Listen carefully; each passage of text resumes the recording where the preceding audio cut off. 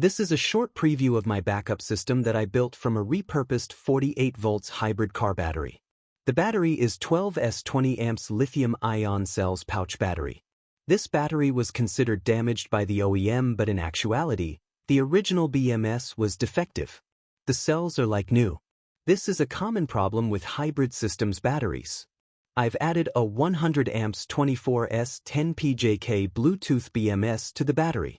The reason I've choose such a powerful BMS is because I also want to use the battery in my electric motorcycle project.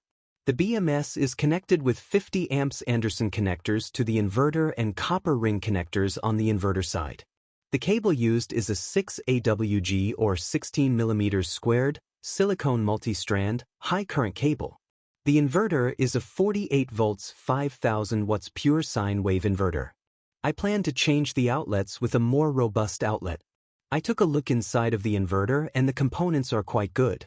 The output of the inverter seems to be stable under load. The power consumption shown on the inverter doesn't seem to be accurate.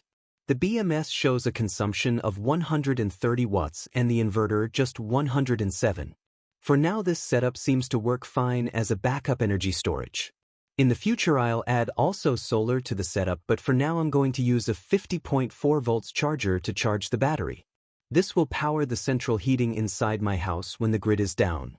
I'll try to make a more detailed video soon. Thank you for watching and please consider subscribing.